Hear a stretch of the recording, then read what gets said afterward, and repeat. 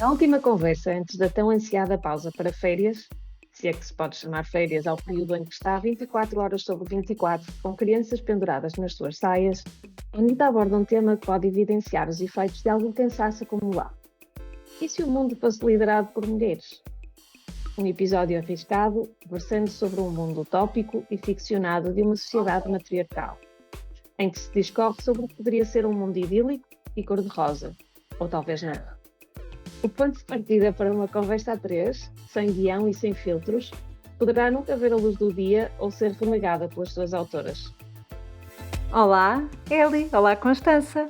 Temos aqui um tópico também ligeirinho, fácil, não é? Olá, é verdade, para começar bem as férias e vamos put the world to rights. É isso. Parece que há muita... Pintar um mundo cor-de-rosa. Exato.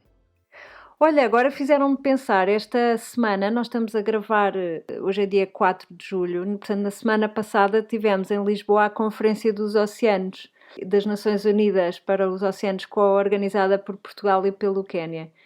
E a Constança estava a dizer, vamos pôr o mundo no caminho certo. Às vezes a gente vê as notícias e pensa que está difícil encarrilar, não é? Há tanta coisa que fica um bocadinho avassalador. Por um lado, as notícias que nos chegam dos Estados Unidos, que dão um bocadinho a volta ao estômago. Por outro lado, sei lá, eu olho para penso Conferência dos Oceanos e depois vejo aqueles empreendimentos turísticos ali por Troia, com Porta, por ali abaixo, em cima das dunas, a estragar tudo o que é património natural e fico a pensar, ai meu Deus do céu, há tanto trabalho para fazer que eu nem sei por onde começar. Às vezes é avassalador, não é?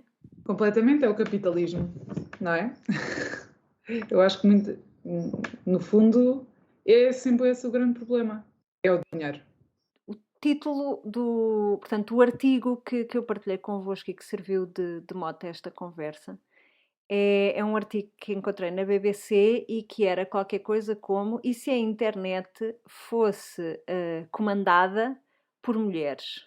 Bom, e depois aquilo extrapola completamente para: e se o mundo inteiro fosse comandado por mulheres? E eu não sei se vocês ouviram, mas penso que foi na semana passada também, que o nosso presidente Marcelo Rebelo de Sousa fez uma declaração qualquer em que dizia que só haveria verdadeira igualdade quando mulheres incompetentes chegassem à chefia das Forças Armadas. Eu acho que era num contexto de Forças Armadas, eu não soube qual era o contexto. E eu já vi imensos comentários tipo, foi ao lado, não sei o quê. Mas eu acho que foi na Muxe. Sim, eu acho que chocou quando vi as gordas a saltarem numa das plataformas que uso para ver as notícias.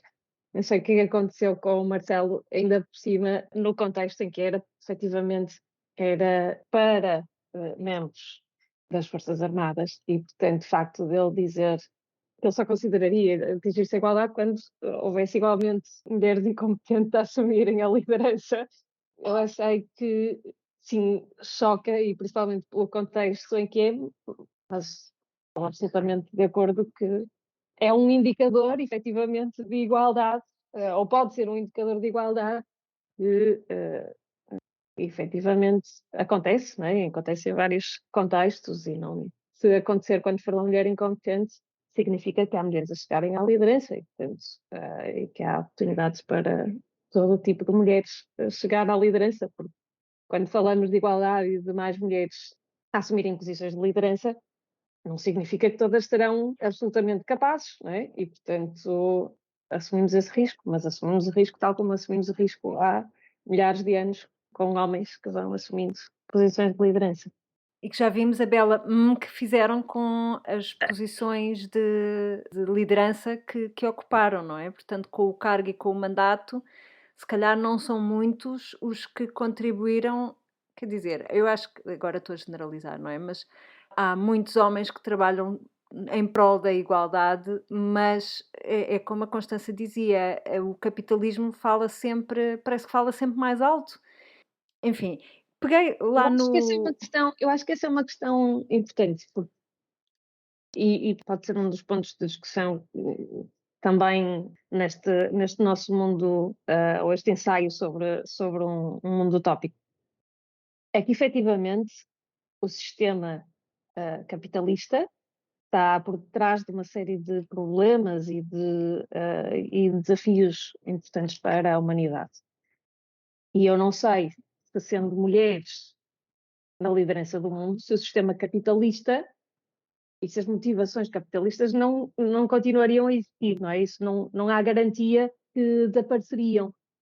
O que eu acho que haveria maior tendência a acontecer seria uma maior vontade, consciência, preocupação com repartir ou com assegurar que as comunidades das quais as mulheres fazem parte, prosperam e estão bem. E que há aí uma preocupação genuína que poderia de alguma forma influenciar e, portanto, poderíamos ver um capitalismo menos exacerbado, não é? Mais social ou mais socialista, digamos assim.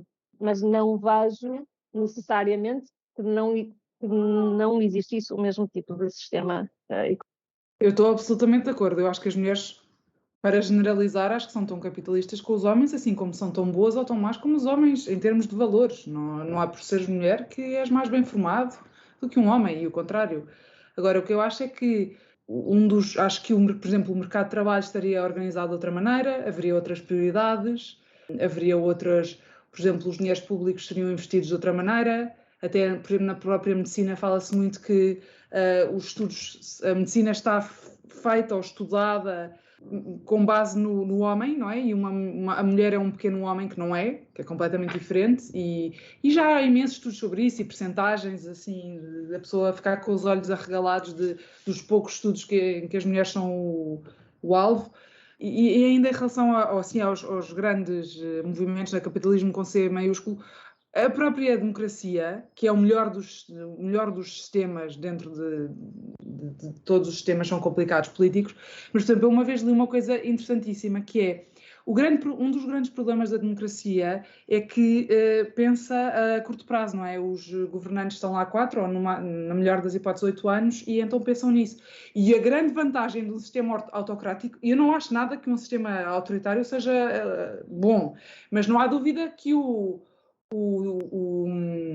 agora vou-lhe chamar tirano, não é tirano, o ditador, tem a vida toda dele à frente, não é? Portanto, pode pensar a 30, a 40, a 50 anos, a longo prazo. E isso também acho que é um dos grandes problemas de tudo isto, não é? Porque mesmo o ambiente, se as pessoas... ok, nós queremos salvar o mundo, entre muitas aspas, mas se as pessoas continuam a querer ganhar as eleições daqui a 2 ou 3 anos, ou as pessoas que são os CEOs das empresas continuar a gerar lucros já para os acionistas, continuarem a ter dividendos e tudo isso, não sei, é complicadíssimo. E acho que não é por só estarem mulheres no poder que isso mudaria. Mas muitas outras prioridades tenho a certeza que sim. O Paulo diz muitas vezes isso, que o melhor sistema do ponto de vista económico é a ditadura, desde que o ditador pense no bem comum. Agora, chama esses dois interesses juntos e é um bocadinho mais difícil. Estavas a falar dos estudos, nomeadamente de fármacos, estudos sobre fármacos, inclusivamente estudos sobre fármacos destinados a mulheres, são testados em homens. São estudados em homens, e isto podem ler no livro Invisible Women, que em português é Mulheres Invisíveis, de uma autora chamada Caroline Criado Pérez. Pronto, claro que já estou a assassinar o nome da mulher, nós vamos deixar a referência na show notes. É um livro super interessante, contudo, alerto já que podemos ficar um bocadinho zangadas ao lê-lo, porque estamos, não é? Estamos tão condicionadas a achar que o neutro é isto, quando depois percebemos que o neutro é completamente virado para uma vida mais masculina. E então, ainda nesse livro, eu acho que já falei aqui sobre o tema, mas ainda sobre esse livro, ela dá vários exemplos, não é? Coisas simples do género, as casas de banho públicas, já para não falar, já nem estou a falar das casas de banho públicas que existam nas praças e isso assim, porque essas cá em Portugal nós não temos assim tantas, mas vão a uma casa de banho de um centro comercial e é rara a casa de banho onde vocês podem entrar com o carrinho de bebê. Portanto, vale-nos a boa vontade das pessoas, cá em Portugal, felizmente, a falta de infraestrutura é um bocadinho compensada com a boa vontade das pessoas que nos ajudam a subir as escadinhas e a descer as escadas com o carrinho, não sei o quê, e ou nos abrem a porta da casa de banho para pessoas em cadeira de rodas, por exemplo, para entrarmos com o carrinho. Porque, de facto, só assim. Porque eu, por exemplo, vou à casa de banho com as minhas 2 filhas que já não andam em carrinho e temos que nos espremer contra a sanita para conseguir abrir e fechar a porta. E outra coisa, e um pai que quer mudar a fralda a um bebê, tem que ir à casa de banho das senhoras? Exato. Em 2022, não é? Ou há aquelas para as famílias, ou então... Exato. loucos. Portanto, e a autora do livro também fala, dá um exemplo da rota do limpa-neves numa cidade qualquer da Escandinávia, que eu não me recordo qual é, que já li há algum tempo. E então que a rota do limpa-neves passa primeiro nas estradas, para libertar as estradas para os carros, que em geral são usadas para os homens irem para o trabalho, e só depois é que limpa os passeios, que são usados pelas mulheres a empurrar os carrinhos para levar as crianças às escolas. Então, a pessoa nem percebe como é que isto é tão enviesado para servir primeiro um certo público que nós entendemos como neutro, mas não é neutro, é masculino, não é? Portanto, existe eu só me lembro da palavra em inglês, um disservice, não é? Um desserviço prestado às mulheres, mas quase porque estamos condicionadas de tal forma que nós nem vemos como necessário. Eu acho que é importante também. Estamos a tentar fazer o exercício de e se fossem mulheres a criar, a desenhar, a desenvolver as soluções, os sistemas, a estrutura. E normalmente dizemos que há um certo consenso em que seria mais user-friendly, ok? De uma forma generalizada. Mas achamos isso, ou seja, será que teríamos a mesma resposta ou teríamos o mesmo tipo de queixas se fossem mulheres à frente a dominar desta forma tão preponderante? Será que teríamos homens a queixarem-se que os interesses deles depois não são respeitados?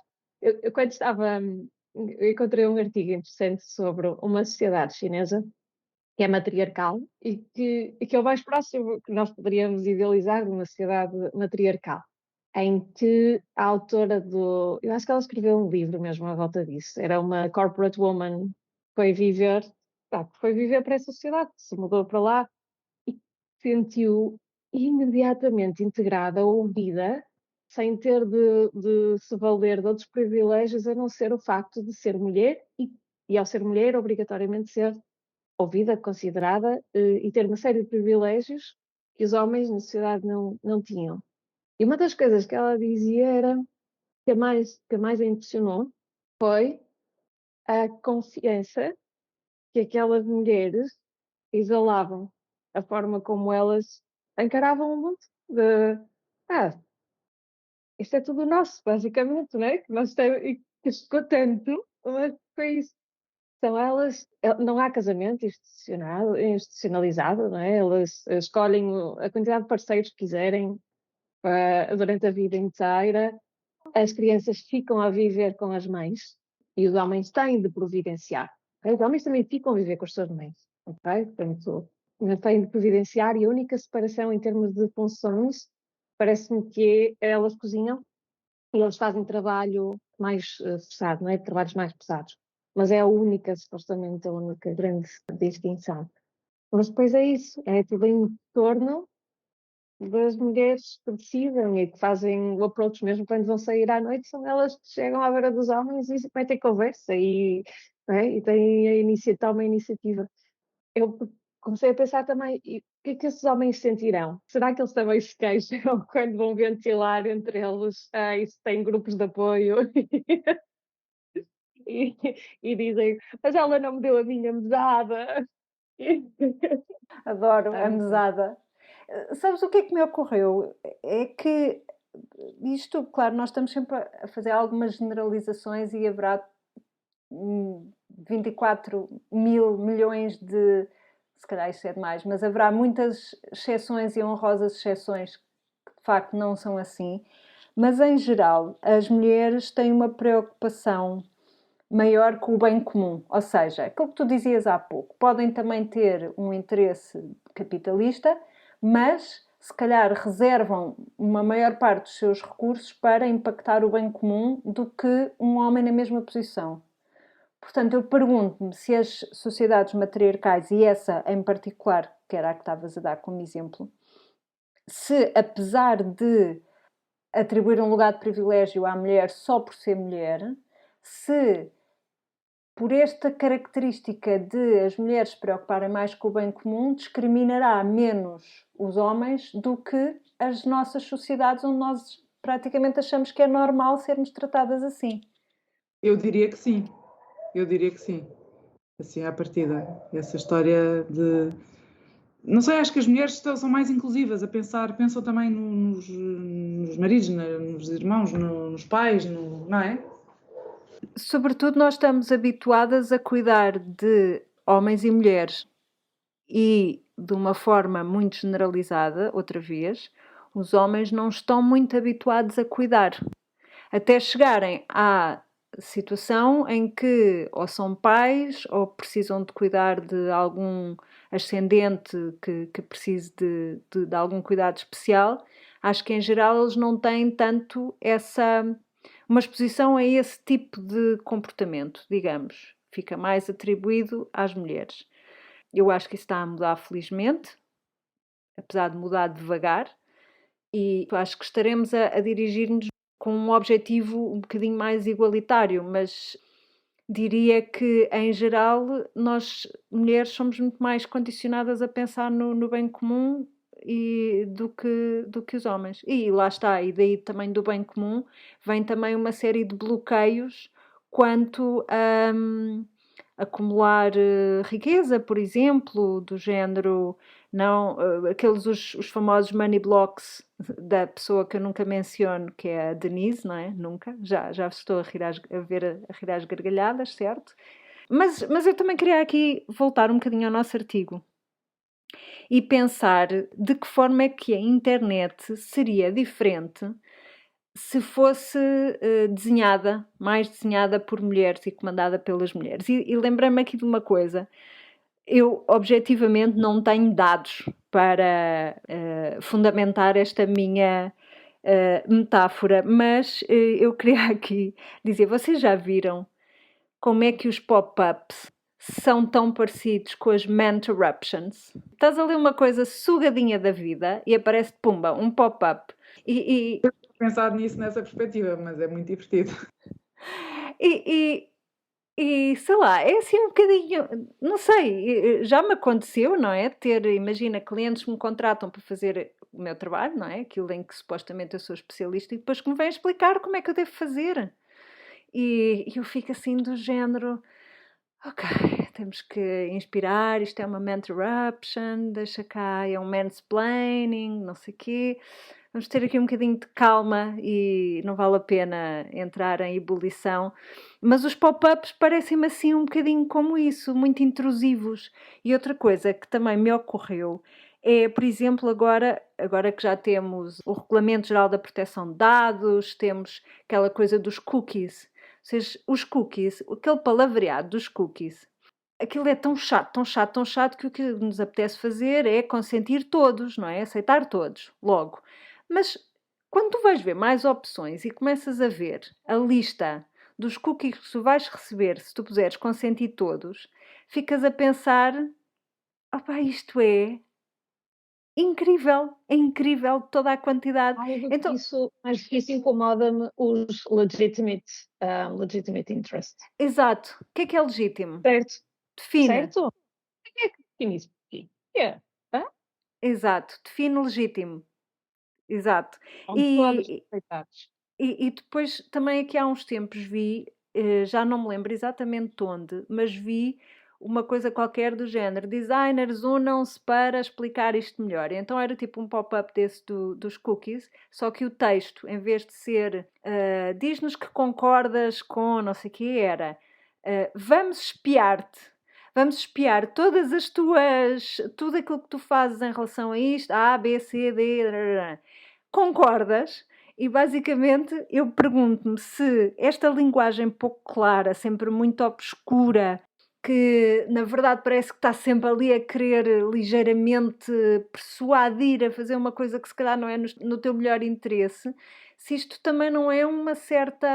Lá está, é sempre um bocadinho capitalismo e se não é também uma maneira de esconder aquilo que verdadeiramente vão fazer com aquilo com a informação que recolhem, não é? Escondido atrás de capas de palavras caras e se calhar mais difíceis de entender, mais técnicas. Eu aí acho que é o dinheiro a falar mais alto, não é? Porque se conseguem os teus dados, depois conseguem anúncios completamente direcionados a ti e vendem mais. Portanto, acho que isso não tem a ver com. Acho eu não diria que isso tem a ver com homens e mulheres, acho que isso tem a ver com cash. Sim, tem a ver com cash, isso sem dúvida. Mas será que não. Pronto, o cash, vamos dar ali um bocadinho ao capitalismo, outra vez, não é? Mas é um capitalismo exacerbado, com menos preocupação pelo bem comum, diria eu. Não sei, eu aí não sei, eu acho que. E aí vê-se, há montes de exemplos de mulheres que são completamente verdadeiros tubarões capitalistas, não é? Ai, aquela Crypto Queen que anda desaparecida. Essa eu não sei, não sei. Não, eu tenho que ir procurar o nome, depois eu ponho nas show notes, mas acho que é assim uma mulher que famosamente tinha alto esquema de pirâmide em criptos e que está a monte há imenso tempo e ninguém sabe dela e foi con artist e roubou imensos pensionistas e acho que sobretudo ali Holanda, Inglaterra, por aí, que os convenceu a investir todas as suas poupanças e depois, puf, foi um ar que se lhe deu. Vocês sabem quem é Martha Stewart? Sim, Não é? A deusa da domesticidade. Eu estou a sim. ler uma biografia não autorizada dela que foi escrita em 97, portanto, muita água correu desde aí, e em que ela é mulher, não tem escrúpulos, faz tudo por dinheiro, ainda por cima num mundo altamente feminino. Eu até eu não consigo ler muito cada vez porque fico mal disposta com aquilo. É um exemplo de uma mulher ainda por cima que está a vender a ideia de casa, de aconchego, de lar, de coisas tipicamente femininas, ou tradicionalmente femininas, mais do que tipicamente. Portanto, aqui está mais um exemplo de uma mulher sem escrúpulos e que faz tudo por dinheiro. E não considerando questões éticas pelo meio, mas temos o exemplo da Sheryl Sandberg, em que foi ela que montou todo o negócio, efetivamente, do Facebook. Né? Todo o modelo de revenue do Facebook e de publicidade foi criado por ela e, portanto, eu acho que a questão monetária, a questão de dinheiro como motivação está presente, não é? Não deixa de estar presente. E a questão aqui é que limita que seriam ultrapassados sempre ou não, se houvesse mais igualdade, ok? Nem sequer estou a falar numa questão de ser liderado por mulheres de forma equívoca e de uma forma tão marcadamente diferente.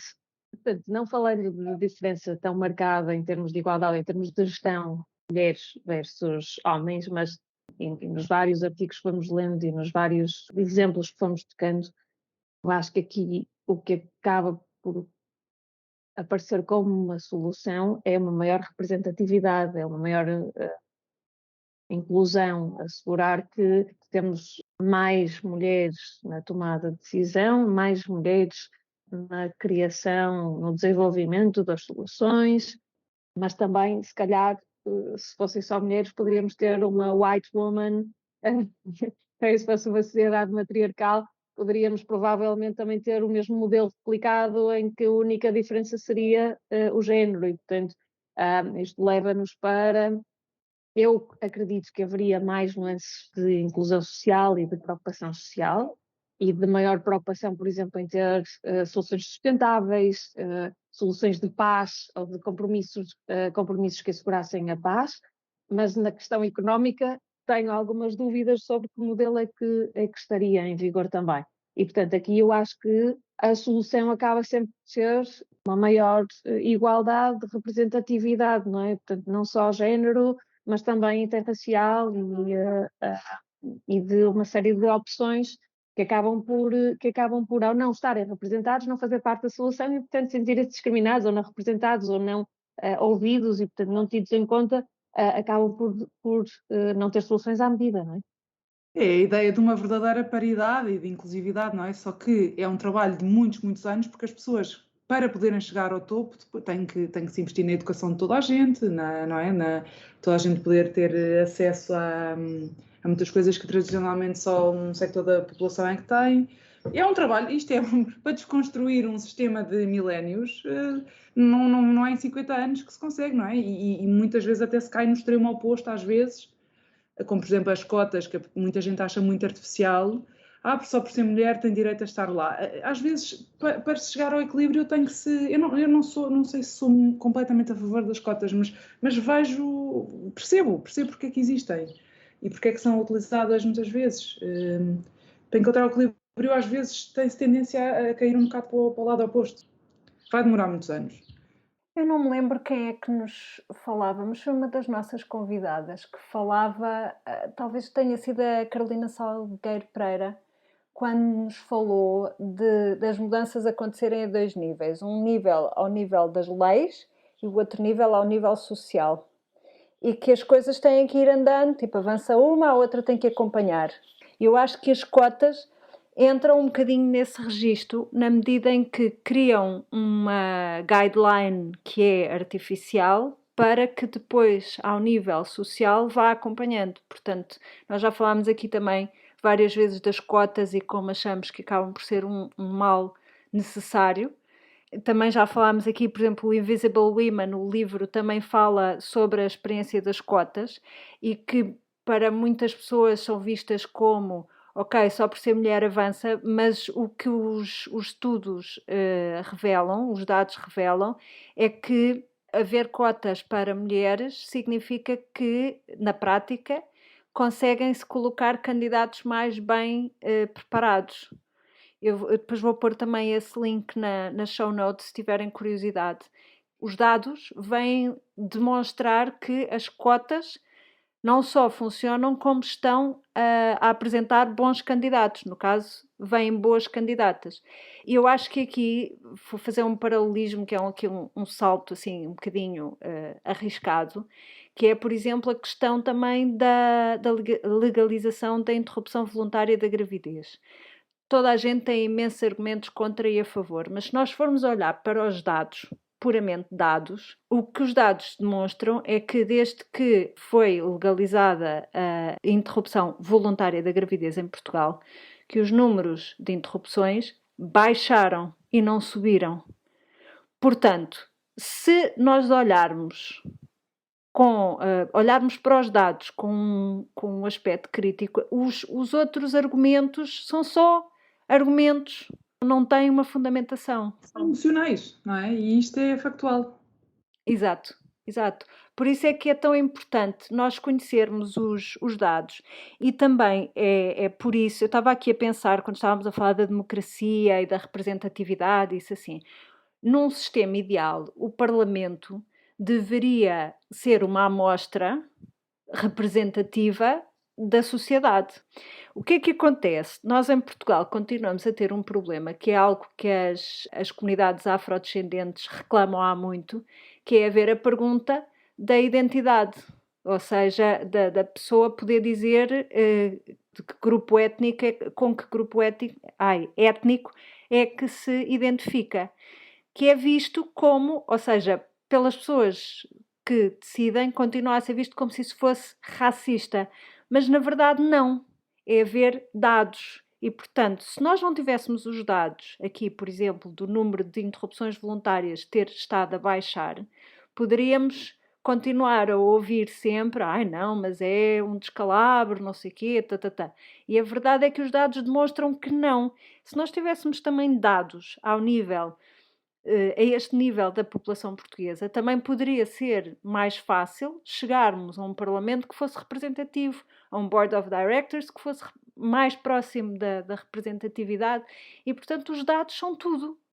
Acho que tens toda a razão. Eu, aliás, às vezes tenho um bocadinho medo de nós estarmos só a focar isto no tema mulheres, homens, mulheres, quando é mais, não é? A sociedade é muito mais, tem muito mais variantes do que isto e de gente que se calhar está aqui a ouvir-nos e está a dizer, mas vocês são 3 mulheres brancas, não têm noção de que, não é, como é que o resto das pessoas vive, ou quando é que tanta gente em Portugal vive. E é verdade, eu não tenho noção. Porque continuo a viver, dizem que no outro dia uma americana que vive em Portugal estava chocada com umas coisas que aconteceram bastante racistas e dizia-me, perguntava-me, mas achas que Portugal é racista? E eu, a minha primeira, bem, agora estamos aí para outro tema, não é? Mas a minha primeira, assim, o que eles chamam knee-jerk reaction foi, não acho nada. E depois fui pensar, sim, claro que sim, só que eu é que vivo na minha bolha, não é? E também isto, um parlamento representativo de várias etnias, de pessoas com capacidades económicas diferentes, isso também eu acho que é fundamental. Porque se é só gente que vive de Lisboa, que vive muitíssimo bem, vão ter outras sensibilidades ou falta de sensibilidades que pessoas com rendimento mínimo garantido ou com ordenado mínimo ou reformado com uma pensão ridícula têm outras preocupações e outras prioridades, não é? Sim, e isso vê-se também, por exemplo, nós temos, enfim, várias experiências aqui em casa, nomeadamente porque o Paulo saiu da faculdade e entrou logo numa multinacional americana. Portanto, ele nunca teve aquela cena de saber de onde é que viria o próximo salário. Até, pronto, mais tarde na vida adulta, que isso depois, quando ele saiu da empresa, começou a sentir isso de uma forma diferente. Então a experiência dele era completamente diferente da minha, porque eu sempre fui freelancer, nunca ninguém me quis empregar, não é? Nunca tive um trabalho por conta de outrem, só daqueles encapotados, em que eu trabalhava a recibos verdes por conta de outrem. E é muito curioso ver discussões políticas em alguns dos grupos em que tu vês claramente que aquilo não tem nada a ver com a tua realidade e apesar de tudo temos grupos em comum, não é? Temos amizades em comum, temos vivências em comum e contudo aquela vivência não tem nada a ver com a minha, portanto eu imagino, quer dizer, não imagino o fosse que deve haver com tantas outras situações de realmente desproteção social.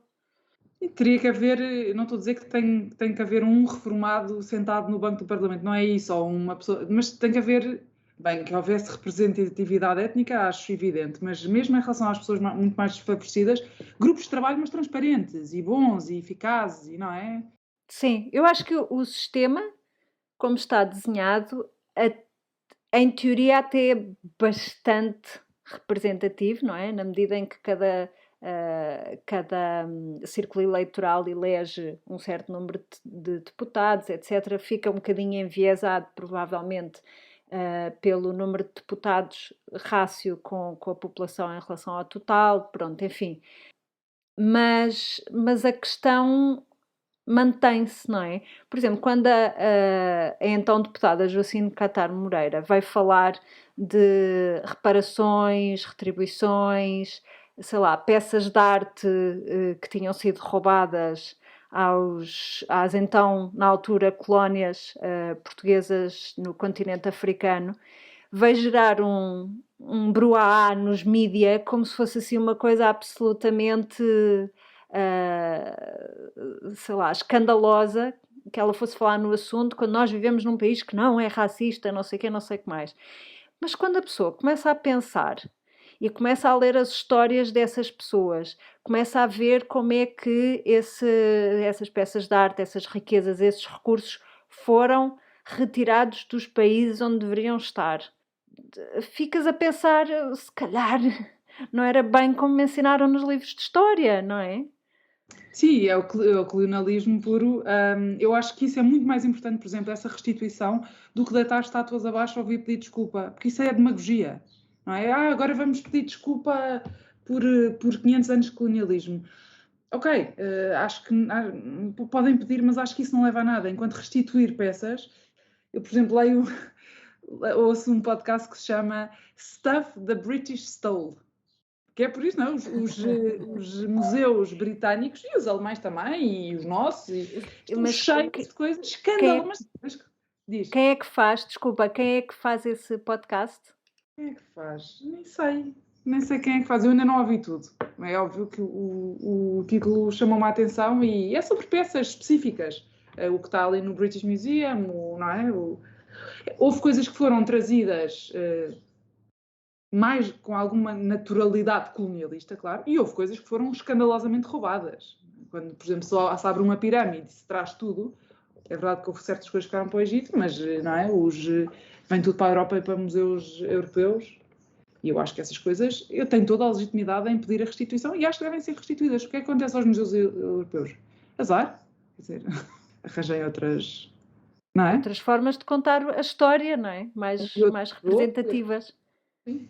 Eu lembro-me de visitar o Museu da Acrópole em Atenas, sei lá, há 30 anos atrás, e eles tinham lá réplicas de coisas e diziam: o original está no British Museum, o original está no British Museum.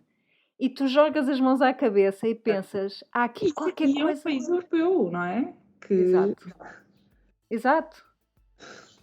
Eu acho escandaloso, acho mesmo. E isso para mim quer dizer, é claro como água, nem sequer há montes de assuntos que são muito mais turvos para mim, que vejo muita zona cinzenta. Aqui para mim é óbvio. Acho que deviam ser restituídos, acho mesmo. Sim, e acho que também é importante dar, outra vez a questão da representatividade. Acho que é muito importante darmos espaço às pessoas diferentes de nós de contarem a sua história.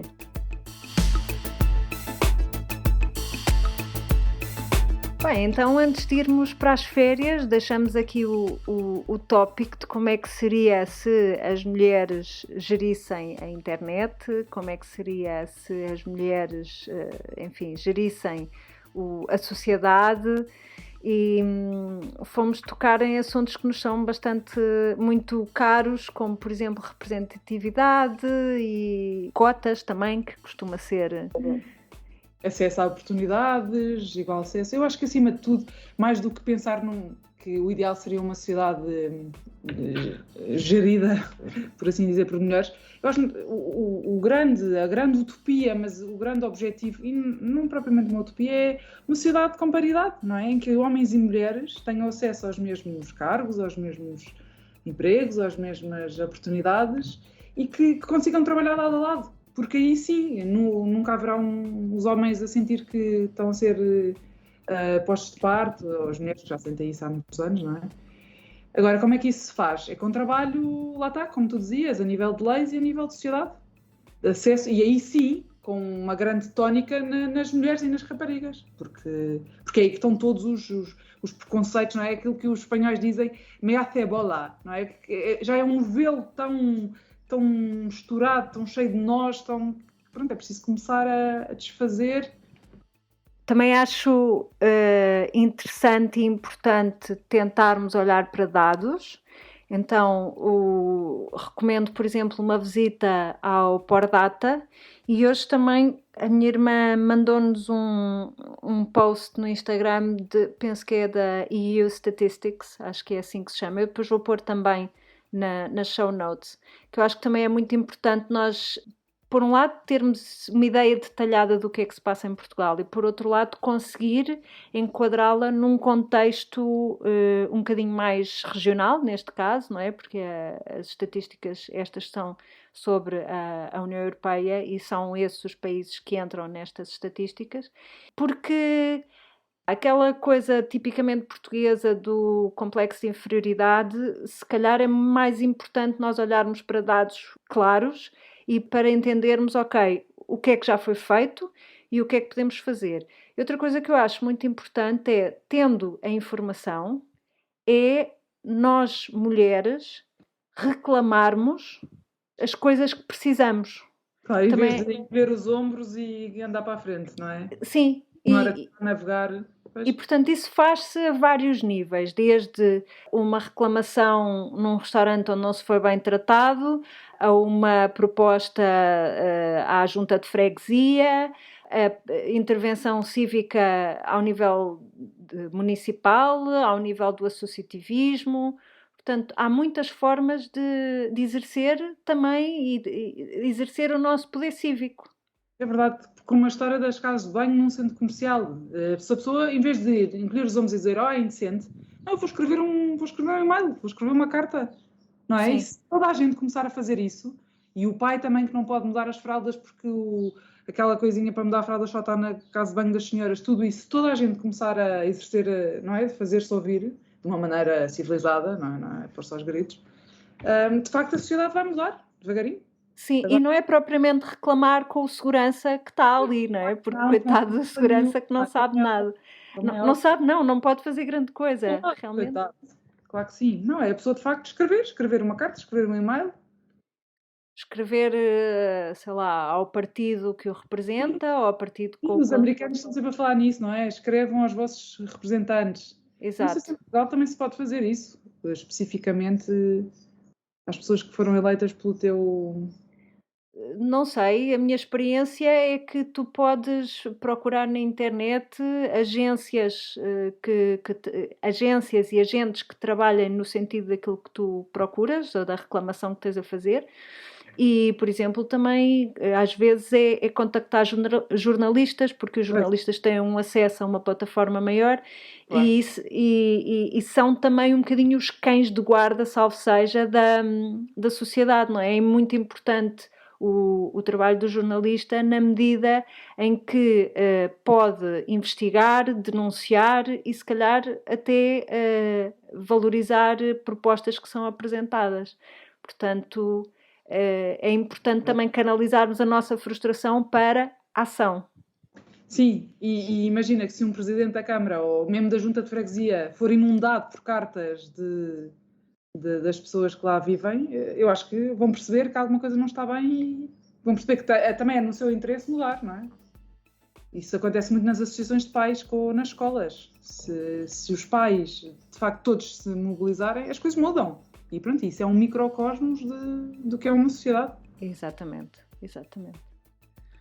Muito bem, portanto, com este ânimo, vamos convidar toda a gente a uma ótima pausa estival, que descansem, para depois voltarmos em setembro cheias de ânimo para arregaçar as mangas e irmos fazer um mundo melhor.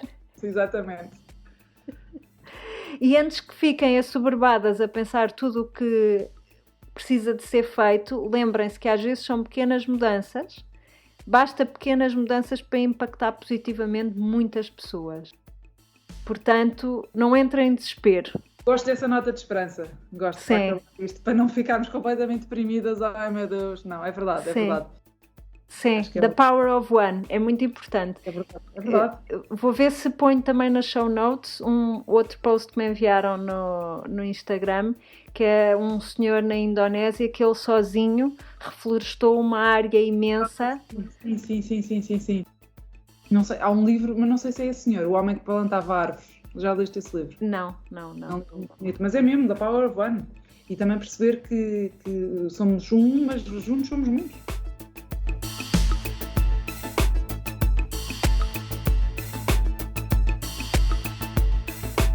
A Anitta regressa ao trabalho quando bem lhe apetece e pode, idealmente a cada 2 semanas, mais coisa menos coisa, com um ponto de situação nos seus projetos. No entanto, como boas aspirantes à omnipresença, continuamos ligadas no Instagram em @AnitaNoTrabalho e ainda em anitanotrabalho.com, onde poderão conversar connosco através da secção Querida Anitta, ou em facebook.com/AnitaNoTrabalho. Para consultas mais específicas, a Anitta está disponível para sessões individuais com a sua comunidade em anitanotrabalho.com/consultório ou calendly.com. Anitta no Trabalho é um podcast produzido por Ana Isabel Ramos, designer, ilustradora e knitwear designer em airdesignstudio.com e air_Billy, Eliana Soares, marketeer e estratega em nautil.net e Alice_in_Wonderland, e a participação especial de Constança Cabral, no Instagram em Constança Cabral.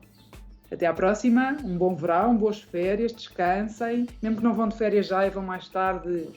O verão tem sido uma energia diferente, não é? Sim, mais de pausa, não é?